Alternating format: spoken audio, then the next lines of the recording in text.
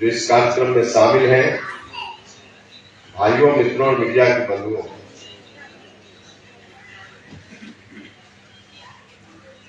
मित्रों, पूरे बिहार में पार्टी का जिला सम्मेलन हो, इस बात का निर्णय पार्टी गठन के कुछ दिन बाद जो राजगीर में शिविर हुआ, उसके उपरांत निर्णय लिया गया। और इस क्रम में लगभग 2.5 दर्जन जिलों में कार्यक्रम संपन्न हो चुका है। महज 5-7 जिलों में कार्यक्रम बचा हुआ है और इसी क्रम में आज पटना जिला में कार्यकर्ता सम्मेलन का आयोजन हो रहा है। बहुत ही अच्छा कार्यक्रम का आयोजन किया है पटना जिला के साथियों ने। मैं हृदय से आपका धन्यवाद करता हूं।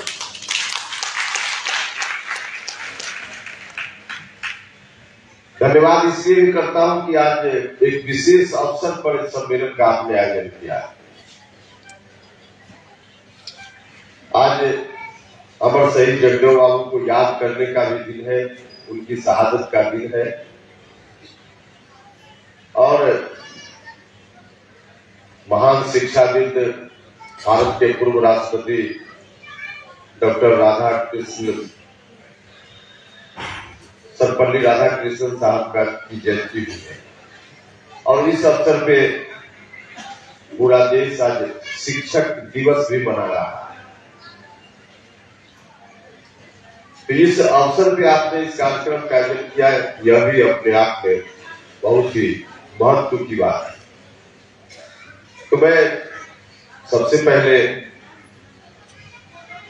अमर शहीद जगदेव बाबू के चरणों में और डॉक्टर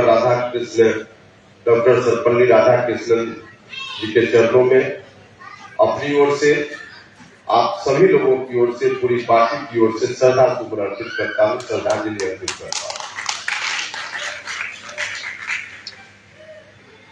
भाइयों और मित्रों, आप सब लोगों को मालूम है, एक विशेष परिस्थिति में पार्टी का गठन हुआ।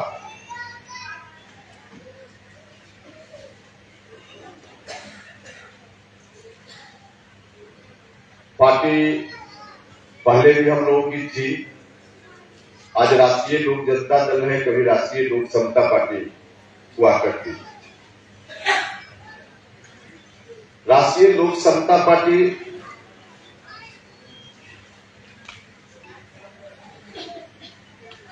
2020 में चुनाव लड़ी थी बिहार में 100 से ज्यादा स्थान पर और एक अलग गठबंधन हम लोगों ने बनाया था। जो गठबंधन एनडीए से भी अलग गठबंधन था, महागठबंधन से भी अलग था, तीसरा गठबंधन। और उस तीसरे गठबंधन में हम लोग चुनाव लड़े थे, 2020 विधानसभा का चुनाव।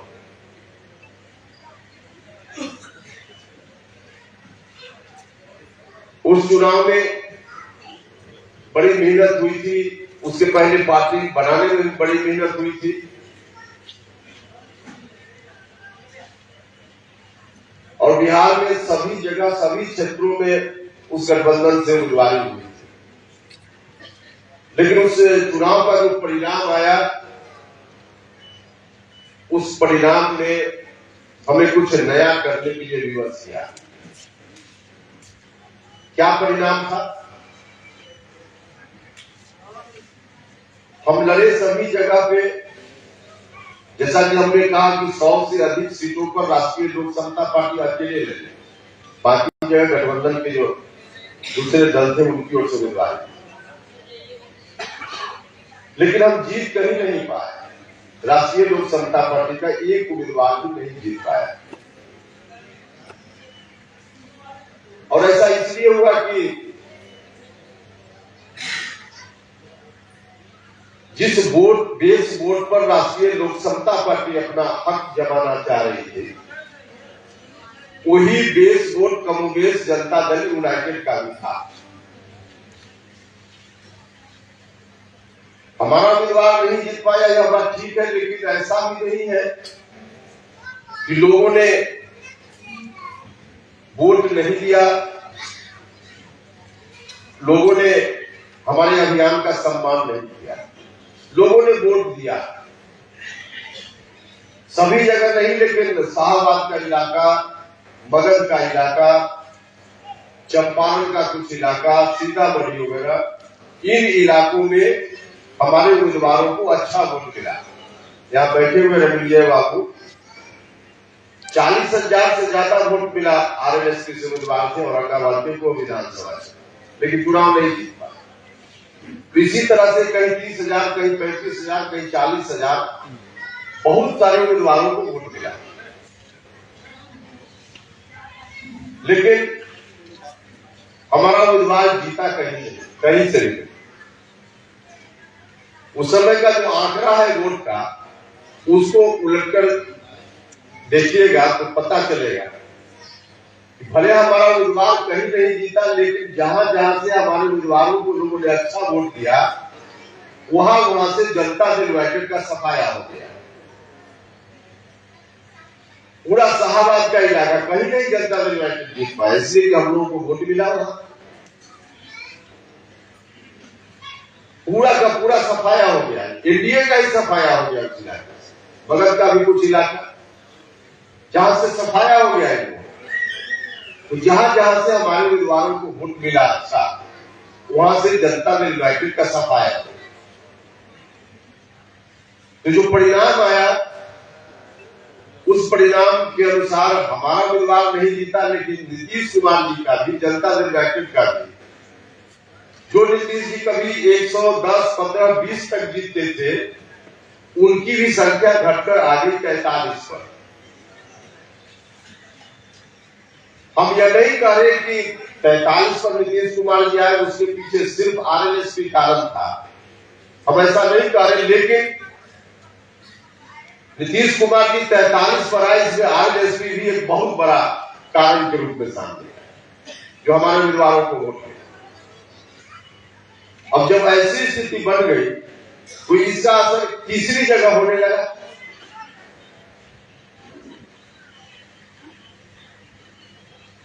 हमारा उम्मीदवार नहीं जीता, नीतीश जी की संख्या 43 तक आ गई, लेकिन एक तीसरी जगह आरजेडी वाले, जो आरजेडी वाले सपना भी देखना छोड़ दिए थे कि शायद हम भविष्य में सत्ता में बिहार में फिर से आ पाएंगे,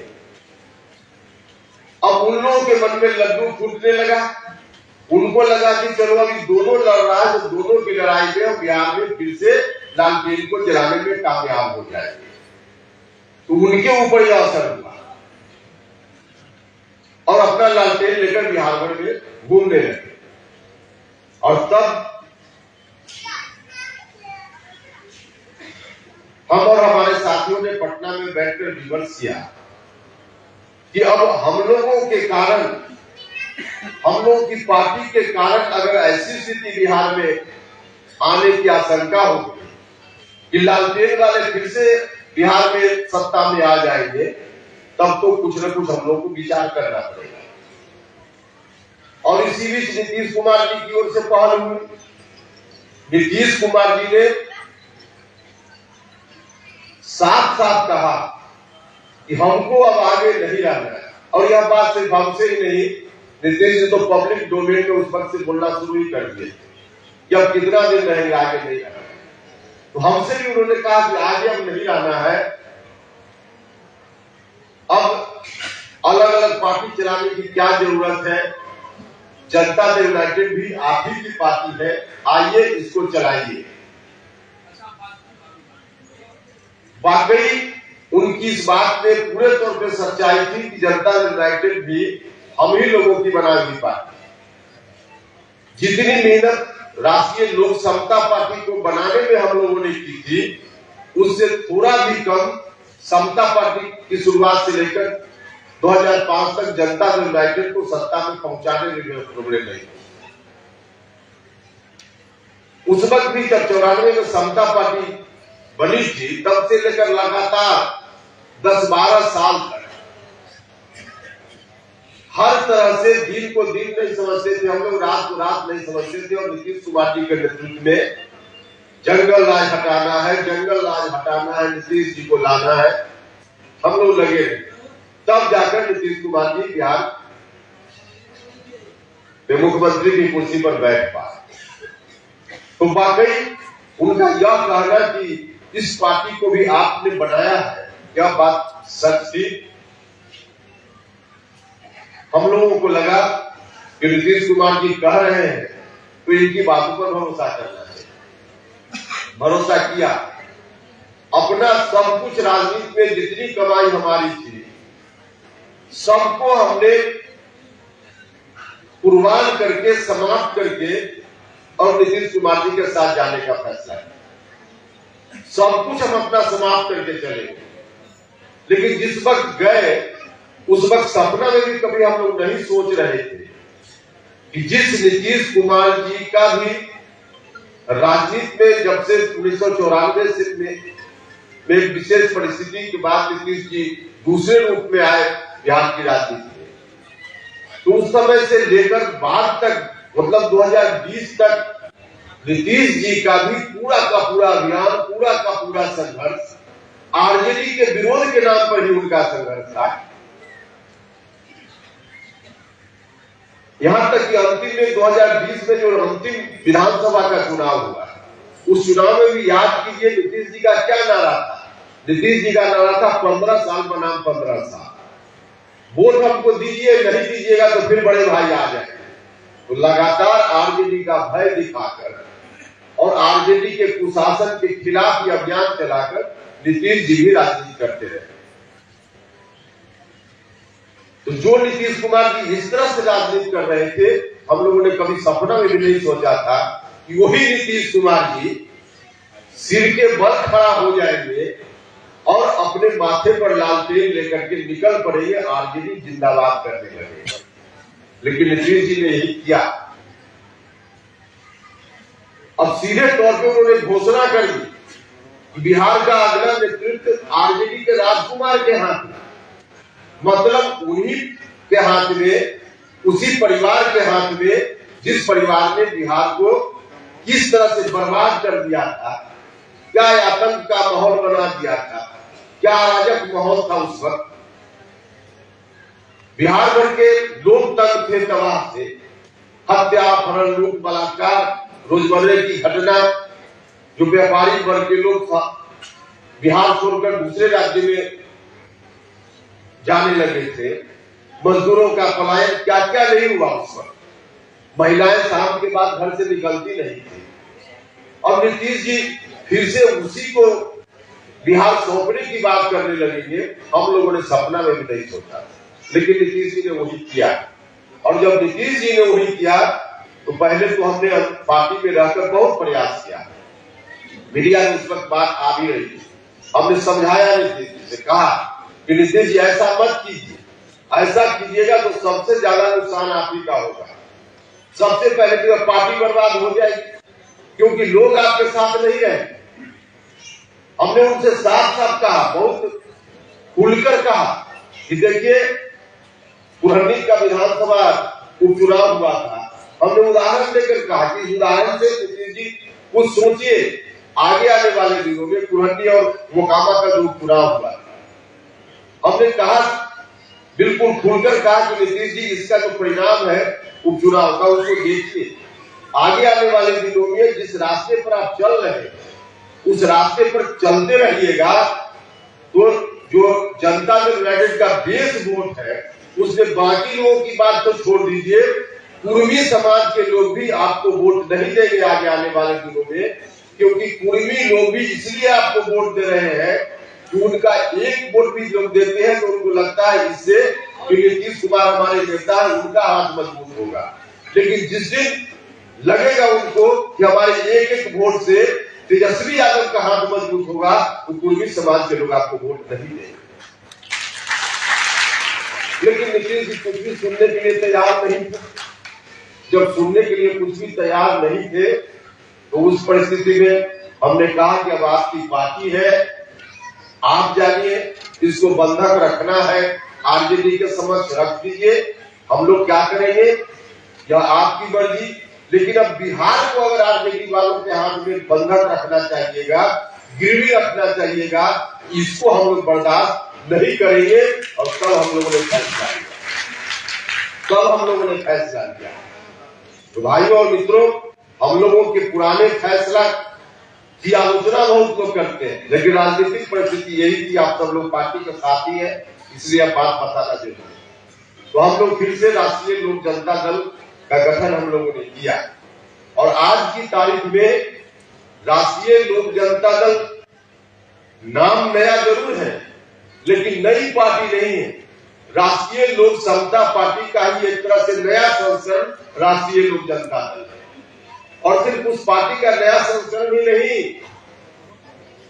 जनता दल यूनाइटेड जो नीतीश कुमार जी के नेतृत्व वाली पार्टी है, उस पार्टी का भी विकल्प आगे आने वाले दिनों में इसी पार्टी को बनना है, राष्ट्रीय लोक जनता दल, क्योंकि वह पार्टी अब धीरे धीरे समाप्ति की ओर बढ़ रही, वह पार्टी नहीं बचने वाली। देखिए, उस पार्टी में जो बेस वोट है उनके नहीं रहने का कारण तो साफ साफ स्पष्ट है। और जो नेता है, कार्यकर्ता है, हमारे लिए भी पुरानी पार्टी है, इसलिए बहुत सारे लोग तो व्यक्तिगत रूप से संबंध वाले, अधिकांश लोगों से हम लोगों की बात होती है और बहुत सारे लोग उसमें रोज कहते रहते कि अभी सत्ता में है, बोर्ड निगम का गठन हो रहा है, कुछ दिन और रहने दीजिए, कहीं बोर्ड में मेंबर बन जाए, कहीं कुछ बन जाए। तो इस लोभ से कुछ लोग वहां बचे हुए हैं, बाकी वहां कोई नहीं रहने वाला। और जो नेता लोग हैं, बड़े नेता, छोटे कार्यकर्ताओं की बात छोड़ दीजिए, बोर्ड निगम में उनको जगह चाहिए, इसलिए लोग वहां अभी है। जो बड़े नेता, एमएलए, एमपी, माननीय मंत्री, उन लोगों ने कहीं न कहीं किसी न किसी दूसरी पार्टी से अपना कनेक्शन लगाकर रखा है, अपना ठिकाना सब लोगों ने ढूंढ लिया है। कुछ लोग हमसे भी संपर्क में है, कुछ लोग और बाकी जगह संपर्क में है। सब लोगों ने कहीं न कहीं अपना ठिकाना ढूंढ कर रखा है, क्योंकि उनको मालूम है कि जनता दल यूनाइटेड की नाव पर सवार होकर चुनाव की बैतरनी पार करना संभव नहीं है। तो जिस वक्त पूरे तौर पे नाव डूबने लगेगी, उस समय छलांग लगाकर जिनको जहां जाना होगा चले जाएंगे, लेकिन जेडीयू में अब आगे कोई नहीं जाने वाला है। तो जनता दल यूनाइटेड बर्बाद पार्टी, हमने तो बार बार कहा है नीतीश जी अब खाली डब्बा लेके घूमते रहिए देश भर, खाली डब्बा है, माल बिल्कुल खत्म है उससे। तो ऐसी स्थिति में जनता दल यूनाइटेड जब समाप्ति के कगार पर है, तो जनता दल यूनाइटेड समाज में जिस रूप में काम करता था, उस रूप में काम करने वाली कोई पार्टी तो चाहिए, क्योंकि बड़ी अहमियत थी जनता दल यूनाइटेड और सभी लोगों ने आशीर्वाद दिया था इस पार्टी को। अहमियत इस रूप में थी कि जो आरजेडी वाले लोग हैं, आरजेडी वाले लोग चाहे शुरुआती दौर में हो, बीच में हो या अब, इन लोगों की आदत में कुछ बदलाव होगा ऐसा कभी संभव ही नहीं। कहने के लिए कभी कभी लोग बोलते होंगे कि अब हम बदल गए, लेकिन बदलने वाले नहीं है, आदतन मजबूर लोग हैं। तो यह आरजेडी के लोग, गांव में जो अति पिछड़ा समाज के लोग हैं, दलित महादलित समाज के लोग, जो गरीब लोग हैं, किसी जात धर्म के लोग हैं, उनके ऊपर डंडा चलाने से बाज नहीं आएंगे। आरजेडी वाले लोग डंडा चलाने से बाज नहीं आए। अभी तो आधा हुआ सत्ता में आरजेडी है, और तब क्या स्थिति हो रही है? स्थिति की शुरुआत हो गई है 2005 से पहले की तरह। तो आधा हुआ शासन में है, तब यह स्थिति है। और जिस दिन आरजेडी वाले पूरे सत्ता में आ जाएंगे, उस दिन क्या बिहार की स्थिति है? ये लोग जो डंडा चलाने का काम पहले करते थे, कौन बचाने का काम करता था समाज में, गांव गांव में? राजनीतिक रूप से यही जनता दल यूनाइटेड एक छतरी के रूप में गांव के गरीब गुरबा लोगों को बचाने का काम करता था। आज की तारीख में यह जनता दल यूनाइटेड नामक छतरी जब समाप्त हो रही है, तो उस परिस्थिति में एक नया दल चाहिए जो गांव के गरीब गुरबा लोगों को, अति पिछड़ा, दलित, महादलित या किसी जात के जो गरीब लोग हैं, असहाय लोग हैं, उनको बचाने के लिए एक छतरी के रूप में दूसरी पार्टी चाहिए, और उसी पार्टी का नाम राष्ट्रीय लोक जनता है। इसलिए हमने कहा कि विकल्प जनता दल यूनाइटेड का इसी को बनना है। अब नीतीश जी घूम रहे हैं देश में, कई बार नीतीश जी को गलतफहमी हो जाती है। अब इस बार तो ऐसी गलतफहमी हुई है कि पूरे जीवन भर में कई लोग आरोप लगाते हैं और कई आरोप उसमें सच भी है कि जितने लोग जो शुरुआती दौर से जॉर्ज फर्नांडिस हुए, शरद यादव हुए, शकुनी चौधरी जी हुए, विजय नारायण सिंह जी हुए, किन्हीं को नीतीश जी ने नहीं छोड़ा, किसी को नहीं छोड़ा। जितना संभव इनसे हुआ पूरी ताकत लगाकर उनको समाप्त करने का प्रयास किया। तो हमेशा तो इन्होंने प्रयास किया, जो भी बड़े बड़े लोग आए और इनको इनके साथ हुए, जिनके सहयोग से आगे बढ़ते रहे, उन्हीं को समाप्त करने का प्रयास।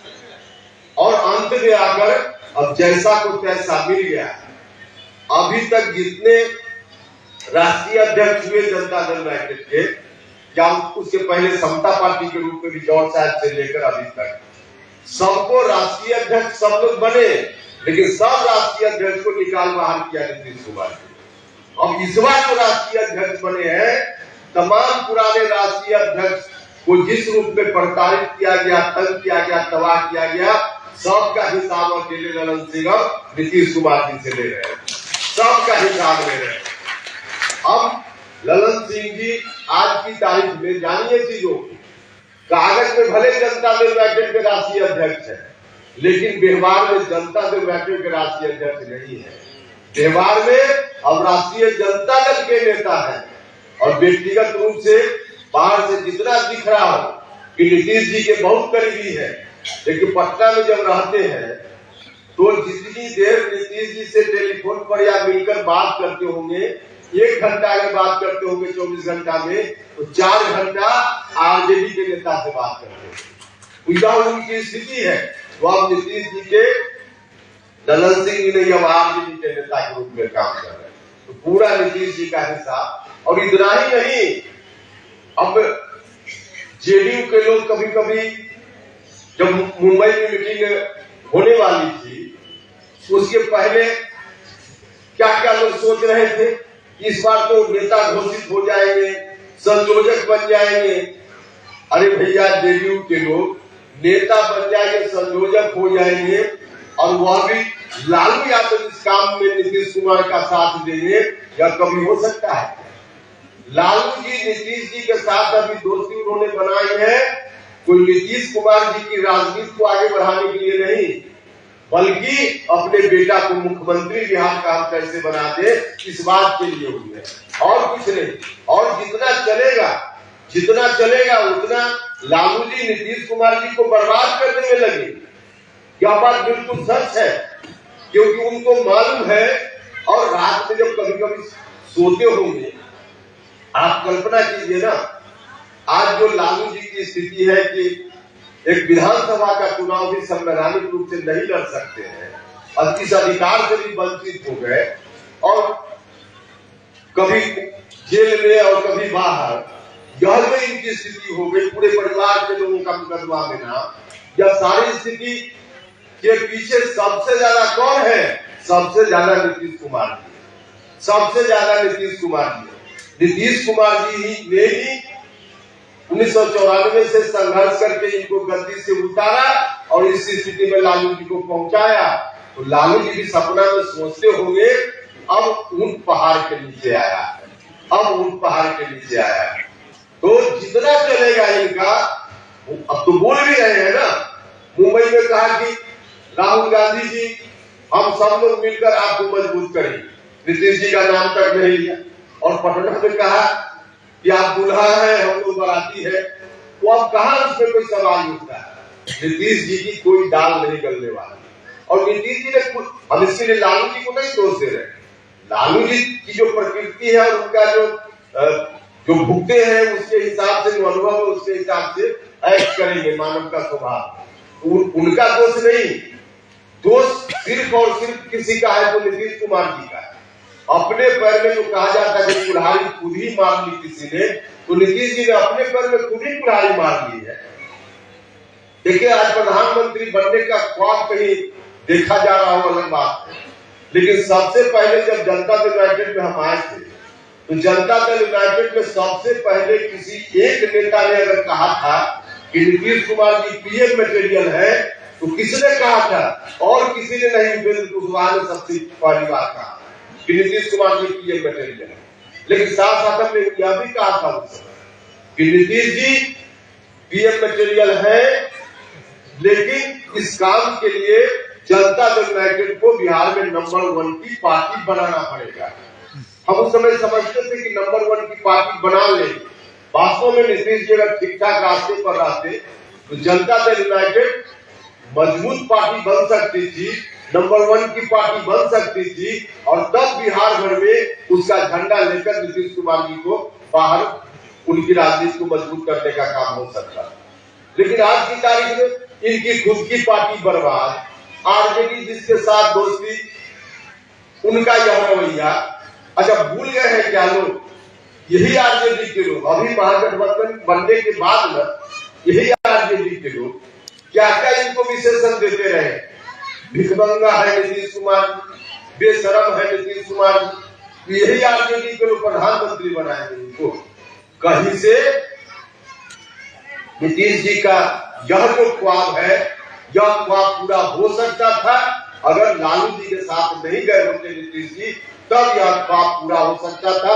एक बड़ा अवसर नीतीश जी ने स्वयं खो दिया है, अपने पैर में कुल्हाड़ी मार ली है। अब तो कहीं से सवाल ही नहीं उठता है। अब धीरे धीरे उनकी राजनीति समाप्त होगी, आगे बढ़ेगी, इसका कहीं से तो प्रश्न ही नहीं उठता। देख रहे तमाम विभाग की क्या स्थिति हो रही, क्या स्थिति हो रही। आज हम शिक्षक दिवस भी मना रहे हैं। क्या स्थिति है शिक्षा विभाग की? क्या स्थिति है शिक्षा विभाग? कभी यह आदेश, कभी वह आदेश। अभी कुछ दिन पहले एक आदेश हुआ और फिर से कल आदेश को उलटना पड़ा। तो हमेशा अब इस शिक्षा जैसे विभाग में जब यह स्थिति है, देखिए हम लोग तो शिक्षा सुधार की बात जब भारत सरकार में हम मंत्री थे उस समय से इस अभियान को हमने शुरू किया था 17-18 में, शिक्षा में सुधार के लिए। क्योंकि वास्तव में नीतीश जी ने बहुत सारे विभाग में अच्छा काम किया, लेकिन शिक्षा विभाग, स्वास्थ्य विभाग, जो गांव के गरीब लोगों से सीधे जुड़ा हुआ, गांव के गरीब लोगों के बच्चों के भविष्य से जुड़ा हुआ, वहां कुछ है क्या? कुछ भी नहीं है। पूरे तौर पे शिक्षा बिहार की चौपट है, चौपट है। तो हम लोगों ने उस समय शुरू किया और उस वक्त हमने कहा था, आज जो नीतीश जी ने निर्णय लिया कि बीपीएससी से हम शिक्षकों को बहाल करेंगे, जिसके चलते शिक्षक लोग या अभ्यर्थी लोग आज परेशान हैं। यही बात हमने 17 में कही थी कि जो बहाली की प्रक्रिया है नीतीश जी, उस प्रक्रिया के रहते शिक्षा स्कूल में अच्छी हो, क्वालिटी ठीक हो, या हो ही नहीं सकता। हमारा जो मांग पत्र उस समय का उलट कर कोई आदमी देख सकता है, उसमें हमने साफ साफ कहा था कि शिक्षकों की वर्तमान जो बहाली की प्रक्रिया है उसको हटाइए और उसकी जगह बीपीएससी या इस तरह का कोई दूसरा आयोग बनाकर शिक्षकों को बहाल कीजिए। उस वक्त हमने कहा था, उस वक्त अगर यह काम हो गया होता तो इतने दिनों में क्वालिटी स्कूल में ठीक नहीं होने के कारण जो बच्चों का भविष्य बर्बाद हुआ, वह भविष्य भी बर्बाद नहीं होता, और जो अभ्यर्थी लोग आज परेशान है, ये परेशान भी नहीं होते। क्योंकि इनकी परेशानी तो तब हो गई ना जब ये एसटीटी पास कर लिया इन लोगों ने, जब बीएड डीएलएड कर लिया इन लोगों ने, और जब हुआ कि अब ज्वाइनिंग लेटर मिलेगा और तब जाकर कहा जाए कि जाइए परीक्षा दीजिए। तो इनकी परेशानी तो इसके कारण से हो गई। अगर 17-18 में निर्णय हो गया होता तो इनके सामने भी कोई परेशानी नहीं होती, शिक्षा की व्यवस्था भी अच्छी हो जाती, क्वालिटी भी अच्छी हो जाती। तो इतने दिनों के बाद अब इस तरह के निर्णय हो रहे हैं जिसका कोई मतलब नहीं, कोई मतलब नहीं। तो भाइयों और मित्रों, अब शिक्षा का मामला, स्वास्थ्य का मामला, हर तरह से आगे आने वाले दिनों गांव के गरीब लोगों के लिए अगर कुछ करने की बात है तो ईमानदारी से लोगों के बीच जाइए। लोगों का भरोसा अगर किसी पार्टी के ऊपर है कि कार्यों के लिए, तो उस पार्टी का नाम राष्ट्रीय लोक जनता है। क्योंकि हम लोग ने आज नहीं सारी बातों की चर्चा को पहले से करते रहे। तो इन सारे कार्यों को करना है और आज हम जगदेव बाबू को याद करते हैं तो सामाजिक न्याय की ताकत को भी मजबूत करने की जरूरत है। इस बात की भी प्रेरणा हम लोगों को मिलती है ताकि समाज में किसी भी वर्ग के लोग हो, सब लोगों को विकास का, आगे बढ़ने का बराबर का अवसर मिल सके। तो इस बात का भी संकल्प हम लोग को आज की तारीख में लेना चाहिए। तो आप सब लोगों से आग्रह है कि सब लोग मिलकर पार्टी की मजबूती के लिए गांव-गांव में जाइए, गांव-गांव में जाइए। इस बार हम देख रहे हैं राष्ट्रीय लोक समता पार्टी खास करके पटना जिला में जिस रूप में नहीं खड़ी हुई थी लगभग 8-10 वर्षों में, उससे ज्यादा मजबूत स्थिति में आज राष्ट्रीय लोक जनता दल इस जिला में है, इस जिला में है। इस तरह से उस समय लोग नहीं होते थे, लेकिन आज है तो संभावना आज ज्यादा, संभावना ज्यादा। इसलिए आप सब लोगों से आग्रह है कि पुराने जितने लोग, कोई अगर अभी भूले बिसरे हैं उनको भी खोजिए, उनको भी खोजिए। आप लिस्ट बना करके पुरानी लिस्ट से खोजिए उनको और नए लोगों को भी जोड़िए और दोनों को मिला करके एक मजबूत पार्टी के रूप में इस जिला में पार्टी को स्थापित करने का काम। इस जिला में अगर पार्टी को मजबूती से स्थापित कर लीजिएगा तो बिहार में स्थापित करना और आसान काम हो जाएगा, बहुत आसान काम हो जाएगा। बाकी जगह के लोग कर रहे हैं तो आप पटना जिला के साथियों से बार बार आग्रह है कि सब लोग आज इन महापुरुषों का ध्यान करते हुए पार्टी की मजबूती के लिए संकल्प लेकर जाइए और समाज के सभी वर्ग को जोड़ने का काम कीजिए। यही आज सम्मेलन के अवसर पे मुझको कहना था। इन्हीं शब्दों के साथ फिर से एक बार अमर शहीद जगदेव बाबू के चरणों में और डॉक्टर सर्वपल्ली राधाकृष्णन साहब के चरणों में श्रद्धा सुमन अर्पित करता हूँ और आप सब लोगों का बहुत बहुत धन्यवाद करते हुए अपनी बात समाप्त करता हूँ।